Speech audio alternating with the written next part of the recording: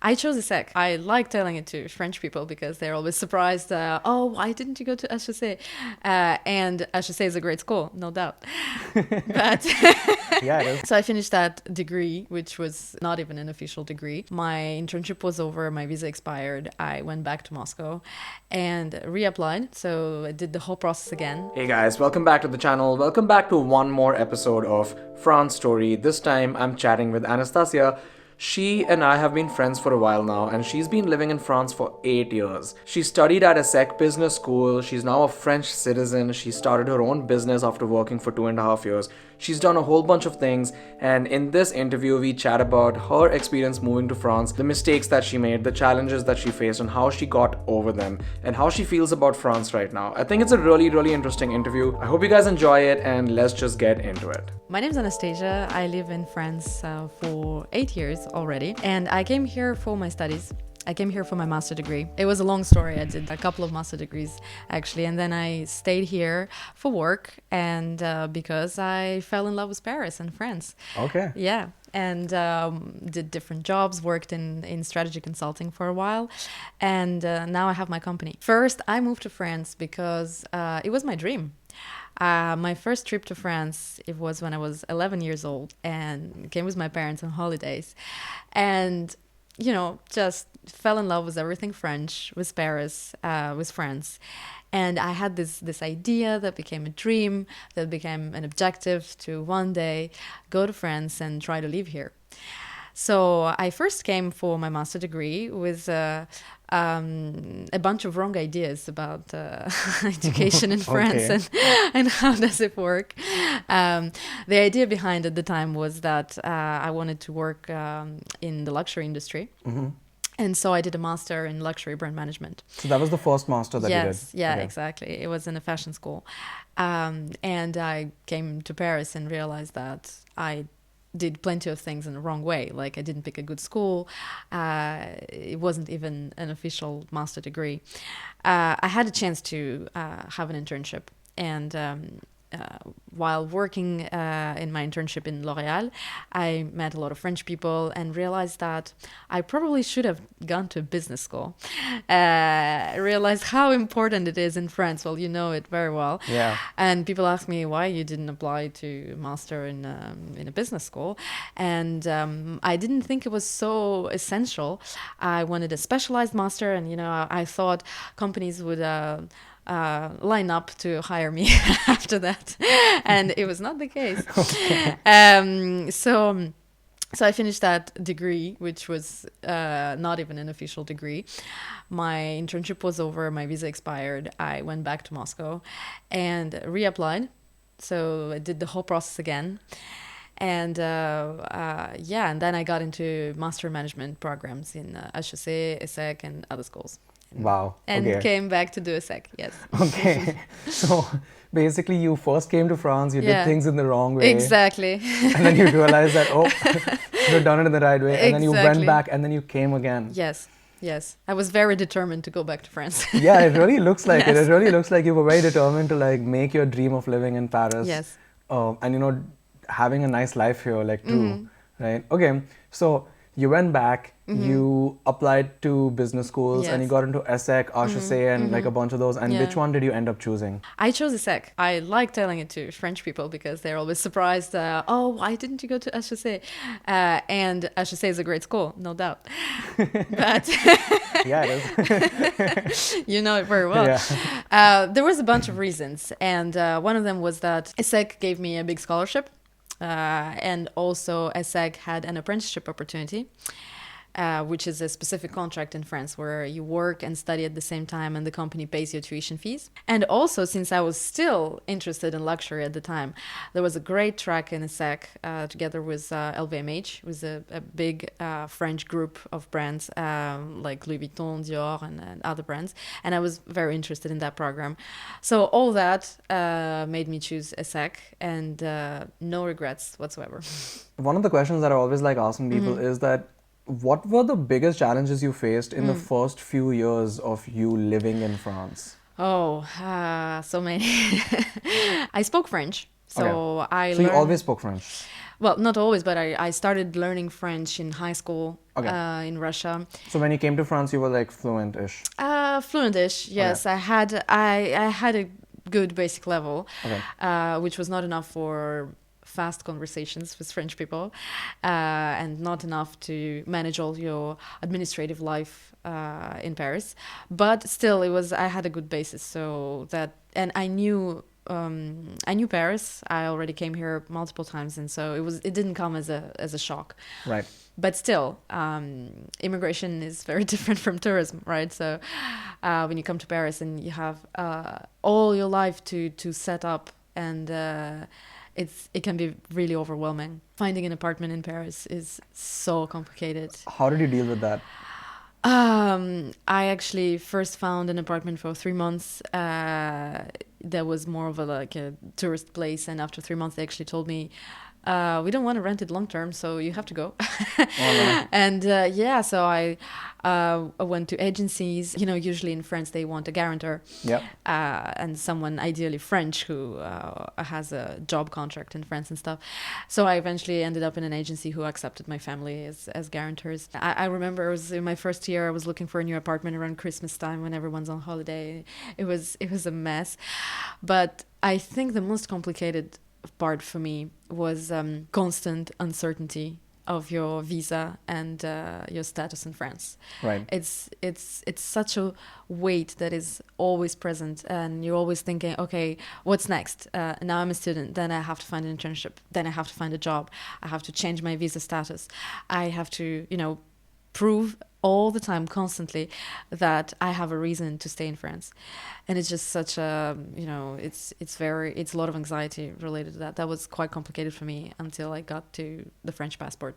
Right. Basically, until that moment, I had this anxiety all the time. It was... Sure, yeah, I can understand. That's very interesting actually, because I feel like for some people, the whole visa thing can be really complicated. Like recently, I was watching like this Instagram story of this person who I know who I think was on a student visa, and then she applied for a renewal, and then the prefecture didn't renew it, or like they made her wait. God. They gave, but then they gave her an extension, and then the extension expired, but she still hadn't got the renewal.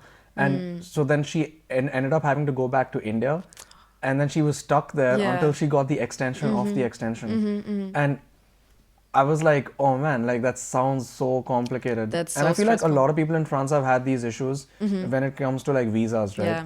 I think I so far have been like really lucky, I would say, that I've never had any visa issues in France.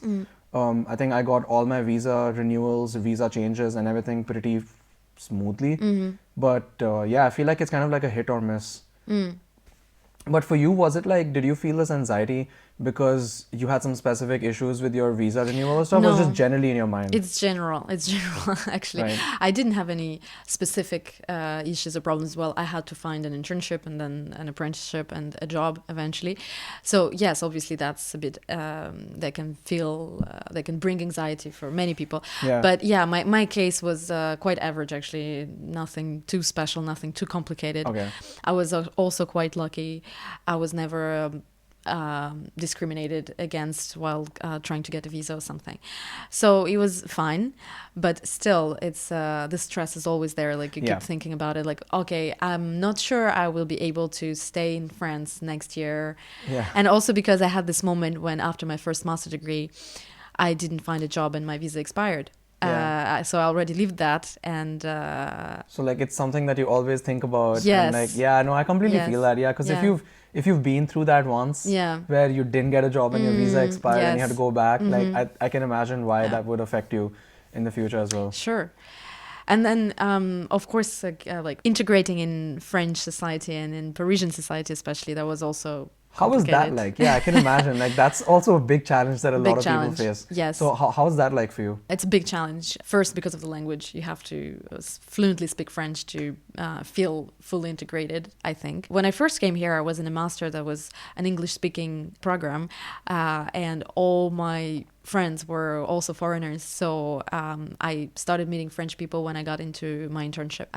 So it was like slowly getting there, meeting people at work, then meeting people at ESSEC. I found myself a circle of French people as well, and feeling, integrated at work work helps a lot. Right. It's, I think, So, one of so the the best French ways. people that you made friends with, they were through work for the most part? Yes. Okay, gotcha. Yeah, mostly, yeah. Yeah, I think that kind of makes sense because I feel like it's been a similar experience for me too. Mm. Like I made like a couple of French friends at I should say like during school, Mm-hmm. but I feel like I really interact more with French people only through work. Yes. No. Yes, yes, You yes. know? And it's different. It's a different kind of interaction. Yeah. At work, you're just all the time together. You have so many things to discuss. Yeah. And at school, well, first of all, there's many students. There are many internationals. French people tend to stay with French people, and you know that very well. In ESSEC, maybe we were a bit better mixed, but still it's the same case. All the English speaking classes are full of international students. Yeah. So yeah, I met one French friend at the SEC actually. So Okay. yeah, that's Oh, so you that's only all. made like one French friend at yeah, SEC. yeah, really. Okay. Yeah, well, the person who stayed friend afterwards. Yeah, so Right. so other French friends stay through work. Yeah. Okay, gotcha. Very interesting. And like, how do you feel about integrating with French culture right now? I feel great about it. Or now you feel good? Yeah, Yes, that's good. yes. I always felt like I belong here in France. That's so awesome. it was my dream to stay. It was my dream to get French nationality. So I felt pretty much at ease with French culture and French values. I enjoy being a woman in France. I feel aligned on that. So yeah, feels pretty good. What aspect about being a woman in France do you feel aligned with? Feminism is a norm in France. At least I feel like it. I feel like that. There's still a lot of things to improve and to work on, and no country is perfect. And I'm not saying France is perfect in that sense. No, but I feel like here the cause of fighting for women's rights is something really important. It's present, and it's normal to care about it, to speak about it. So that makes me feel just more comfortable as a woman living in this country. So Gotcha.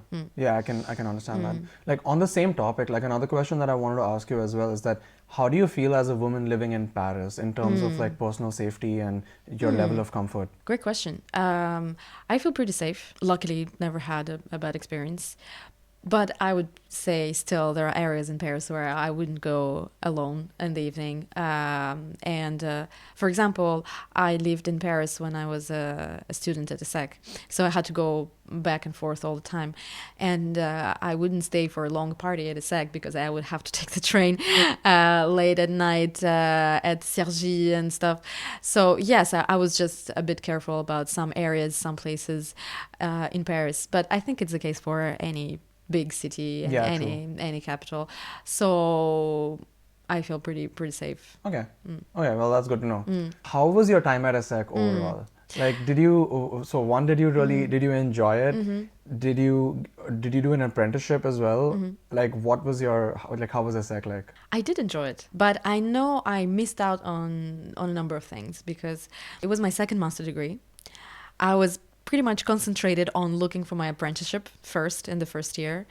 And also I did this track with LVMH chair, dedicated to luxury careers. It was a big highlight of my ESSEC program. It's like a track within MIM program. So it was like 20 students and we had classes together. We had specific workshops and events together. We went to Champagne vineyards and visited some of the maisons of LVMH, and it was great experiences. We had a big project to do for one of the group brands, and we actually went to Switzerland to present it. So this program was a big highlight, and we actually stayed together. We spent a lot of time together. Was that part of the promotion? And at the same time, I was looking for my apprenticeship. And when I finally found it for my second and third year at the SEC, I was working in Paris, going to SEC just for my classes and going back to Paris. So I wasn't very much involved into campus life or student life in ESSEC. Didn't join any association because it was impossible with apprenticeship to combine. But I had some great classes that I really enjoyed. Some amazing professors. Some classes were less good, but it's normal. Yeah, of course. Some were quite disappointing actually. Yes, we had some classes in like strategic management, for example, where the professor would present it with the cases that were completely outdated, that dated from early 2000s or something, and you're like, okay, You're just like, why? why are we doing this? I think we were also not very much. For example, marketing classes were not great because we didn't talk about all these digital marketing tools that we know now exist, sure. and that I think are essential to master. It was never actually taught at the second marketing classes. Yeah, 100%. I mean, honestly, like that's something that I felt about my time at HEC as well. I feel like it was so all the classes and stuff are a really great way to get like an idea, really good idea of like the fundamentals Yes. of the subject, Yeah, the fundamentals exactly. of marketing, the fundamentals of business management. But I feel like the tactical stuff, the things that, especially in a field like marketing, which constantly keep changing, like that's something which we don't really learn about. Yeah. Maybe because like the curriculum doesn't get updated as frequently, right? And like I know, Yeah. and like we know that the marketing field changes Yes. so rapidly. Like every Yes. 6 months there's something new.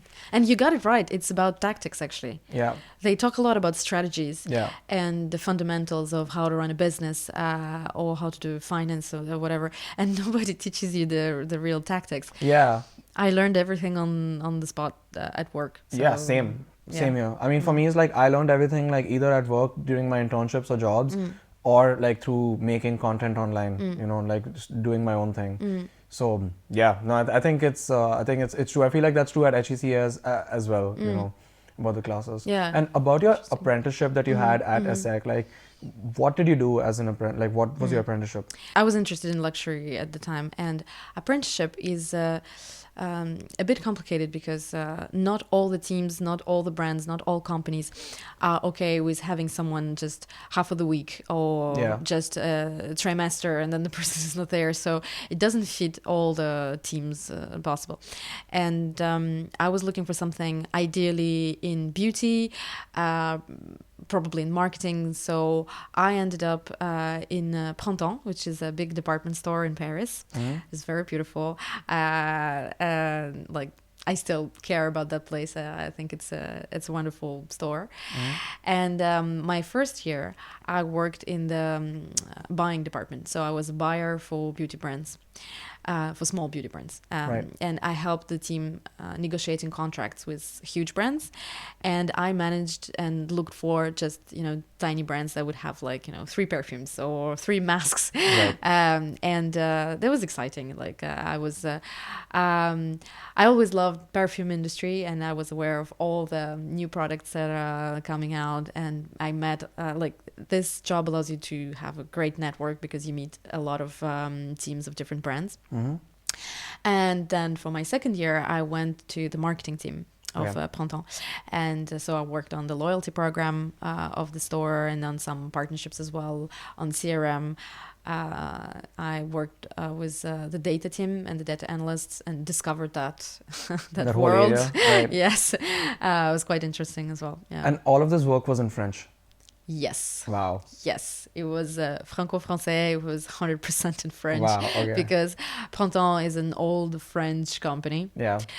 Of course, like all the marketing was in French. All contract negotiations, everything was in French, yes. That's so cool. I mean, honestly, like you coming in as a non-French native speaker, just like building your life and your career completely in French, that's super impressive. It was full immersion. I think already in L'Oréal, a lot of my work was in French, but part of it was in English. Like we would mostly speak between the colleagues in French, but for example, presentations and documents, we would do that all in English because it was for an international brand.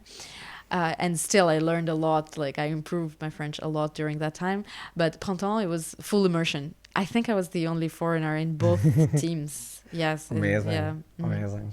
And that was cool because like, so this apprenticeship, it paid for your tuition fee and gave you a stipend and it essentially allowed you to study at ESSEC for free. Exactly. That's exactly the point, yes. That is so cool. It's so cool. It's an amazing system. And I know that many international students don't even know that it exists. Yeah, like I didn't know that it existed. Yeah. Like I got admits from HEC as well as ESSEC too. And I chose HEC because it's the best. It's like the best in terms of ranking. Yeah.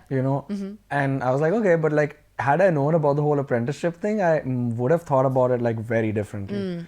I'm not saying that I would have chosen ESSEC because of apprenticeship, but I think I would have at least given it a lot of thought. Yes, makes sense. Yes. So I'm trying to tell everybody about apprenticeship opportunities. And I made a video about it. And there's plenty of schools actually in France that allow this. And that's great because I know that sometimes you would just look at the tuition fees and think, oh, okay, it's 40K, it's not for me. But apprenticeship is a great opportunity. Yeah, exactly. And so after you finished your time at ESSEC, after you graduated, then you got your first full-time job. Yeah. What was that process like? So thanks to ESSEC, I got my job, like I think I signed the contract where I was hired around May. And so months before I finished my ESSEC program and my apprenticeship. And I already knew that in October I'll start a job. So that was great. And so I used a lot of different paths to find a job. And in the end, I found it in one of the most classical ways, like it was during the event at ESSEC. So you actually got your job at the career fair? At the career fair of ESSEC, yes, exactly.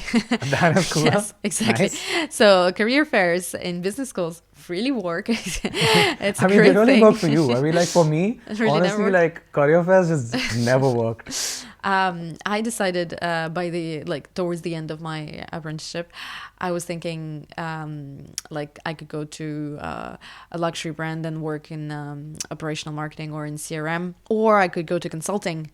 And I was thinking that in consulting I could find more strategic projects and more interesting challenges. And I decided to go that way. And so I went to the consulting career fair at ESSEC, printed a bunch of CVs, met a lot of people, got interviews, and my company was there. And luckily enough, because they actually didn't go to a SEC career fair next year, and I just met people. They seemed very nice. Project seemed interesting, and got the interview, got hired. That's wow. So you did consulting? Yes, and then I did consulting. Yeah. Gotcha. All right. And so you did that job for how much time? 2 years and a half. 2 years and a half. Yes. All right. Cool. Yeah. And then you transitioned out of that to becoming French and starting your own business. Exactly. Yes. Right. So I want to talk about both these things. So what was the whole process of becoming French like? Well, it may seem a bit complicated, but actually it's everything before that's complicated, right? Because to apply for French nationality, you have to prove that you already have a very strong basis here in France. Like you have a stable job, stable income, you have a place to live, you speak French, and all these things. So they are just not easy to get. Those are the hard parts. Those are the hard parts, and once you got them, okay, you just put together all the proofs, send it, and just wait. That's it. So you have to provide a bunch of documents. Right. How long did the entire process take for you? It was really fast for me. Okay. It took only 1 year. Okay. I sent my file in October, and I got my passport in my hands next October. Wow. Yeah. That's awesome. Yes, it's wonderful. I know it's actually quite quick. Right. Sometimes it can get longer, but in Paris, average is like between 1 year and 1 year and a half. Yeah. And if everything's fine with your file, you get invited for an interview after maybe 6 months, and you receive a little booklet that is called Le Livret de Citoyen, that you have to learn by heart, with different important dates in French history, some principles of French politics, and a lot of different interesting stuff. Actually, there is a whole page dedicated to foreigners who got French nationality and that made an impact in French so nice. history and culture. And so then you get an interview where they ask you, why do you want to become French? What do you do? What's your job? And they can ask you a couple of like historical or political questions as well. Right. But they're mostly interested in your documents. Okay. At least that was my impression. But I know it's very, very subjective and personal, because it just depends on the person you meet at the prefecture. And then you wait for another 6 months, and then that's it. Your name is published in the what's called the Journal Officiel, so it's all public, and That's all. And that's all. And Okay. that's all. Cool. That's awesome. And how did you feel after getting the French passport? Oh my God. I cried. I cried when I got my passport. 7 years in France just flashback, and it felt great. It felt like I finally got it, and I already felt French. I will always feel Russian, and but I also feel French. It's an amazing feeling, and at the moment it felt like, yes, now I finally got here. I will stay here in France. I have my place here. So it felt amazing. That's awesome. So you got the French passport, and then after that you also transitioned out of like working for a company to like starting your own Yes. business. So what was that like? It's something I almost always wanted. It's something I really thought about for a while. And also during my time, during my apprenticeship and during my consulting job, I had a blog. So I already had this side hustle, and I just wanted to finally bring it further and make a real business out of it. So it was on the back of my mind for a while. I was preparing it, thinking about it. And so finally, at some point, I decided that, okay, it's time. it's time. I have to give it a chance and go for it. So yeah, after my nationality, maybe after 6 months after that, I left my consulting job to start my startup. Yeah. Nice. And can you tell me a little bit about your startup? Like, what do you do? Sure. So my startup, as well as my blog, was based on my personal story and the fact that I did everything wrong when I came to France. And at some point, I just started writing about it because I wanted to share it with other students. And it became more serious when I was admitted to ESSEC, and I wrote a long article about HEC, ESSEC, and the whole application process. And I was writing in Russian at the time. And so it started growing, and I started helping students to get into schools.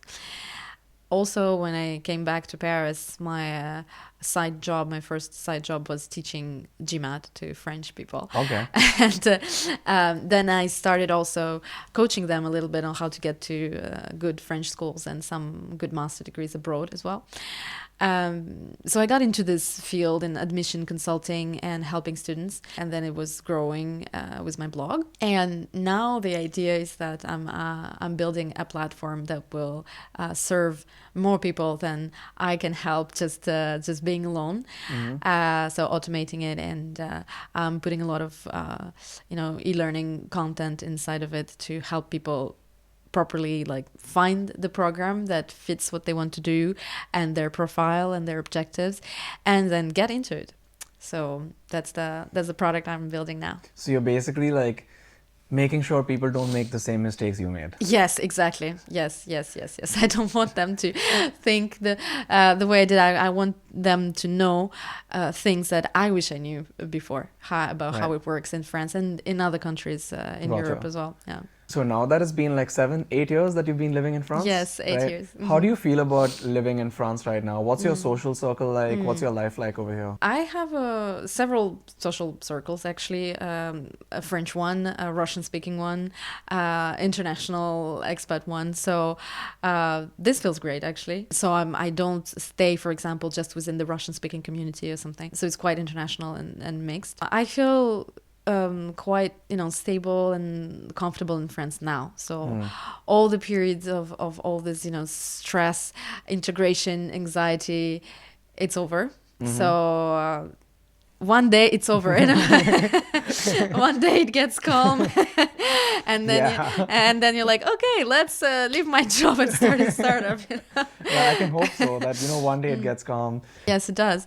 And I also was in a long-term relationship with a French man. So if you're watching it, hi, and thank you for everything. It had a huge impact on my integration in France, obviously, because we spoke both English and French. I met French people, got into French social circle as well. So helped a lot as well to feel completely integrated. Oh yeah, for sure. I can completely imagine that being in a relationship with a French person would completely integrate you in a way that sure. nothing else probably can, right? Yeah. No, that's pretty awesome. But it's interesting that you say that, like after some point, like all the anxiety and stress and stuff, it gets over. Yeah. Because I think I feel like people don't really understand how, from the outside, how tough it can be to immigrate alone to a new Oh, country yes. with a Yeah. new culture, with a new Yes. language and everything. And I think from the outside, I feel like a lot of times people think that, oh, it's so glamorous that, oh yeah, she's moved to Paris. Yes. It's like Oh, yes, yes, the yeah. life is going to be so amazing there. But Yeah. actually, like, no. I think we're glorifying a lot the whole moving abroad. Yeah. Oh yeah, just go study abroad, and your life will be so much fun, and it will be so exciting. Exactly. And it is exciting, and I still think it's totally worth all the anxiety, yeah. all the stress, all the efforts you put in it.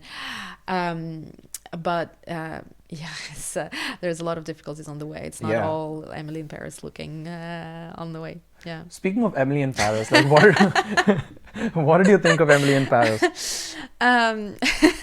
Honestly, I think better of it now, because the first season I found it full of horrible cliches. Really? Like, oh yes, I mean- yes. Oh my god, it's so I found it so diminishing of actually of both Americans and French people. Right.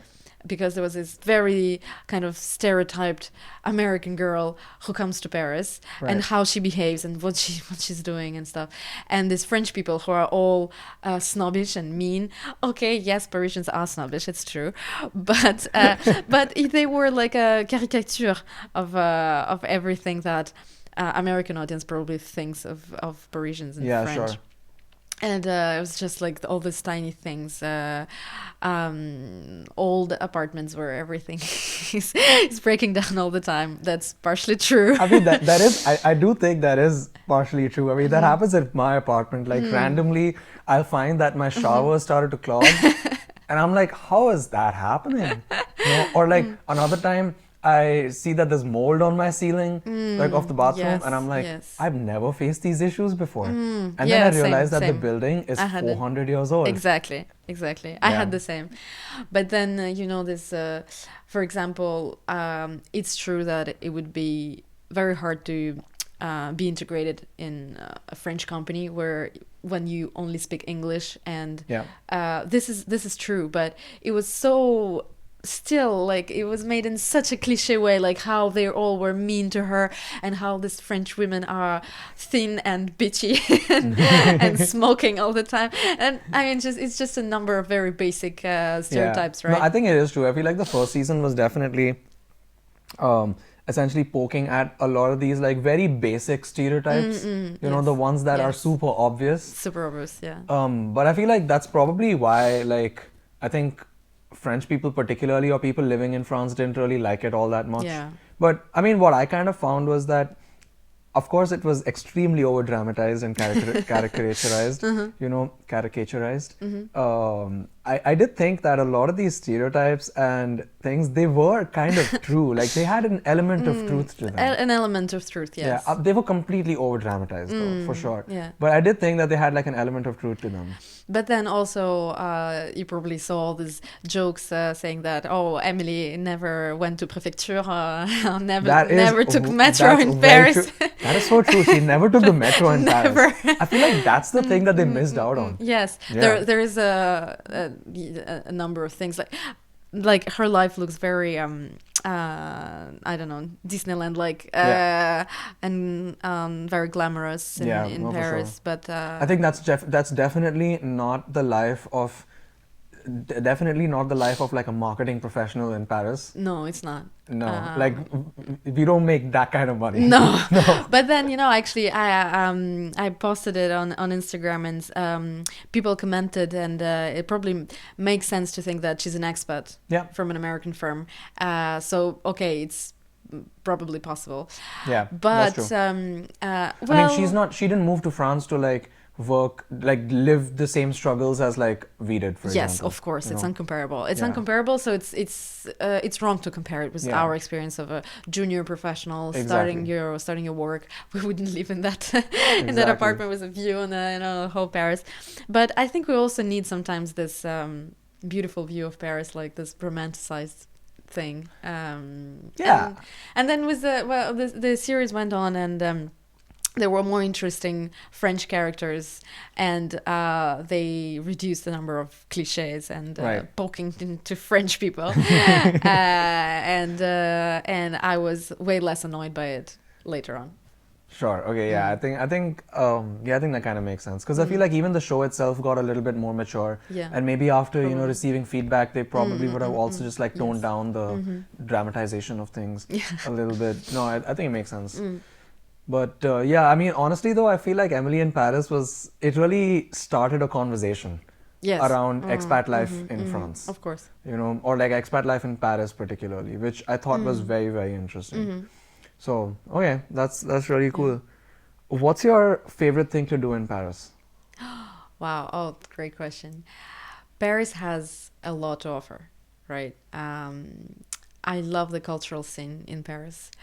Every weekend you can go see a wonderful exhibition or a new movie, or go to theater, and I try to do all these things whenever I have the time. But I think my favorite thing would be just strolling around Paris, just having a walk. And it's been 8 years, and still when I go out on the streets of Paris, I'm still amazed by it. I still find it beautiful and inspiring, and I get out and I'm like, sometimes I have to remind myself, like, look, you live here, it's wonderful, it's so beautiful. So because when you are stuck in this, in work, you just go to the office and back, and you don't have the time to admire things around. So a Sunday stroll to the left bank was just an amazing thing. Yeah. What's your favorite bank, the left bank or the right bank? Like Rive Gauche or Rive Droit? Rive Gauche. Rive Gauche? Okay. I love Rive Gauche, and I always lived on the Rive Droite and always worked on Rive Droite. Ah. So I was always everything happened to me on Rive Droite in Paris. So for me, Rive Gauche is my tourist side. Yeah, right. I'm like, oh yes, going there. I never have a work reason to go there. Most It's of my true. friends live on Rive Droite, so I rarely go there. And when I do, I feel again like a tourist in Paris. Honestly, like I completely get that. I feel like Rive Gauche, for me, is the same. So now I live in Rive Gauche, but before I lived on Rive Droite, and I always worked in Rive Droite. Yes. So I always considered and especially now my life is like, I consider Rive Droite as like the place where I go to like play and like work and like meet people, hang out, do things, all of that. And Rive Gauche for me is the place where I rest. Okay. Yeah. True. And the place which is like mine, like the place which is like just for me. So Cool. yeah, for me as well, like I have that dichotomy of Rive Droite versus Rive Gauche. I think that's really interesting. Yes, you get it's part of your Parisian integration, having the dichotomy of Rive Droite and Rive Gauche. And just saying that is already part of it, like being Parisian, right? Honestly, I can't believe that I'm like, I even said that, I'm just like, wow, I think I've become Parisian now. Yes, yeah. Nice. And part of it is also like, if you have to walk longer than 20 minutes somewhere, it's far. If you have to walk longer than 20 like, minutes, it's far. Oh, wow, okay. Honestly, it's so true. If you have to either walk longer than 20 minutes or take a metro longer than 30 minutes. Yes. Not even 30 minutes. I think 30 minutes metro is like really far. Yes, it's really far. Yeah. Well, Paris is tiny. It so is. in 30 minutes of metro, you can get pretty far. Yeah, you can get pretty far, right? Yeah, that's Yeah. true. It's true. Yeah. Do you bike in Paris? I used to bike in Paris, and I'll try to get back to it maybe in summer. In winter, it's not something Yeah, it's hard. I do. It's so hard to bike. But yes, I used to bike. I used to take my Vélib and go from Nice. back from work to home, and I also biked during the strikes in 2019, but that was complicated. I think at that point I stopped biking in Paris, and then it was COVID. So yeah. But not a lot. I wish I would do it more actually. Yeah, biking is awesome. Like I Yes. especially when the weather's like nicer, I like to Yeah. bike more in Paris. What's your favorite food here? French food. It doesn't have to necessarily be French food. It's just like your favorite food in the city of Paris. It's impossible to pick something. Paris has such a such a great food scene as well. I really like French food, so I'm fine with that. Oh, I like the meat dishes in France, like for example, a magret de canard, which is a duck fillet, or a great steak, de boeuf it's great as well. I like the gratin, which is it's like baked potatoes with melted cheese over it. Oh, yeah, that's So nice. good. A very like basic dish, but it's just so good. Yeah. And then there is also a lot of in Paris there is a lot of healthy stuff as well, especially since recently, like you can find salad bars and healthy things to eat, Yeah. which is great. Plenty of nice Italian restaurants. Asian food Ooh, is there's a lot of Asian excellent. food in Paris. Yes, there's some exceptional Korean places where they would do like The barbecue? the barbecue. Yeah, Yes, so good. love it. Japanese places. Yes, So also. good. Like just last night I was at a Japanese restaurant, and when I go to these places, right, or like the jazz bar that we went to a few weeks ago as Yeah. well, that's when I'm just like, oh wow, like this is the value of living in Paris. Like you have Yes, access to yes. like some of the world's best cuisines and chefs and dishes, and they're literally like a 10 or 15-minute metro ride away. Yeah. And that jazz bar is one of my favorite things to do in Paris, definitely. Oh yeah, the jazz bar is a good one. You can just go there on a Thursday night and pay a drink and enjoy exceptional jam session. It's great. And in Paris it can be so spontaneous. It doesn't have to be something pretentious, you don't have to dress up to go to theater or to a concert. You can just spontaneously spot something and go there. I love it. Yeah. I think that's so true that oh yeah, we decided that, oh yeah, let's go to a jazz bar. Okay, let's go to a jazz yes, bar. exactly. And we just have a nice evening Yeah. and that's it. Yes. And you don't have to plan it out, you don't have to like dress Exactly. up. It's not like a big deal. It's not a big deal, exactly. Yeah. And that's wonderful. And I think that's what makes it like the simplicity of it is what makes it so nice, right? Yes, yeah. And you introduced me to Indian food in Ooh, Paris. yes. So, yes, that butter chicken and Indian restaurants. Now I feel like having Indian food for lunch. Yeah, me too. Okay. Maybe we can do that. Okay, last question is, what advice would you give to someone who is just considering moving to France or to Paris particularly? Believe me, the anxiety and the hustle and the stress, it will end one day. If you really, really want to stay in France, it's definitely going to work for you. One way or another, you'll find a way. Another piece of advice, definitely speak French. Try to learn French. It's your number one objective for coming agree. here. It will help you so much. It will Yeah. open up so much more opportunities for your job search, for your integration, for your social circle, everything. And your life will just be more comfortable if you speak French. Try to learn the French cultural codes and integrate in there, and your life will just be so much more enjoyable and Yeah. richer also. Don't forget that you live in one of the most wonderful and beautiful cities, because that's something that I remember I kind of forgot in my first year here. I was so full of the stress, and the internship was actually quite demanding. It was super challenging, was stressed, and I lived in Rive Droite in Marais. I didn't even enjoy it enough actually at the time. So yeah, don't forget about Paris. Go out and enjoy it. That's amazing advice. Honestly, I completely agree. I feel like it's so easy over here when you start getting stressed out and stuff, which you will, to Yes, just forget yes. that, yo, I live in Paris. Like, I live in this really beautiful city where you can have so much fun without even spending much money if you don't Yeah. have much money, especially as a student. As a student. And it's like, yeah, every now and then just like step back and just like enjoy your time here.